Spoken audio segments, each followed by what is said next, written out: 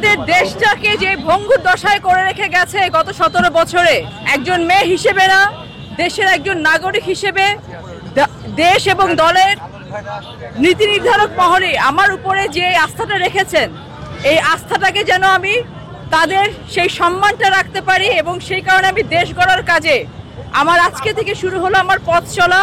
এবং আমি ধানের শীষকে জয়যুক্ত করে নাটোর 1 লালপুর বাগাতিপাড়া আসনকে ধানের শীষকে জয়যুক্ত করে আমি আমার দলকে উপহার দেব, দেশকে উপহার দেব এবং দেশ গড়ার কাজে আমি আমার সমগ্র জীবনটাকে এখানে আমি উৎসর্গ করে দেওয়ার জন্য আজকে আমি আমার পথ চলা শুরু করেছি। আমার বাবার কবরে জিয়ারত করে আমি আমার নির্বাচনের প্রচারণা শুরু করব ইনশাআল্লাহ। এবং দেশের সামগ্রিকভাবে সকল মানুষের জীবনমান উন্নয়নের জন্য আমি কাজ করব। নারী, পুরুষ, যুবক, শিশু সকলের নির্বিশেষে সকলের জীবনমান উন্নয়নের জন্য কাজ করব আমি ইনশাআল্লাহ।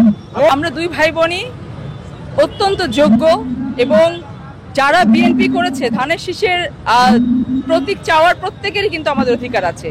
রাজনীতিতে অনেক ধরনের স্ট্র্যাটেজি থাকতে হয়। আমরা দুই ভাই বোন একসাথে মাঠে ছিলাম, একসাথে মাঠে আছি এবং আমাদের আজকে আমি ঢাকা থেকে এসে আমার ভাইয়ার শরীরটা একটু খারাপ, সেজন্য আসতে পারেনি। আমার মা ভাইয়া সকলের দোয়া নিয়ে আমরা আজকে এখানে এসেছি। যদি ভাইয়া মনোনয়ন পেতেন তাহলে আমরা একইভাবে একসাথে কাজ করতাম। কিন্তু হ্যাঁ, প্রত্যেকটা জায়গায় কিছু দুষ্কৃতিকারী থাকে যারা এই ধরনের ঘটনাগুলো ঘটানোর চেষ্টা করে।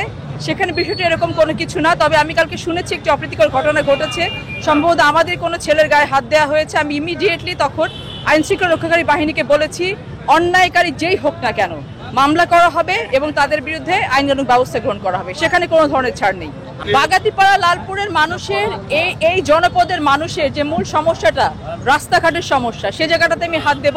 এখানে অনেক বেশি মাদক এবং ইমো হ্যাকিং এর একটা প্রতাপ বিরাজ করে। এর কারণটা হচ্ছে যে যুব সমাজের কিন্তু কোনো কর্মসংস্থান নেই, তারা এখানে বিপদগামী হয়ে যায়। সো এখানে আমি কর্মসংস্থানের ব্যবস্থা করব একটি, যেটি এখানকার জনগণকে, এখানকার সাধারণ মানুষকে এই এলাকার বাইরে গিয়ে কাজ করতে না হয়, নারী পুরুষ যুবক নির্বিশেষে জন্য কাজ করতে পারে।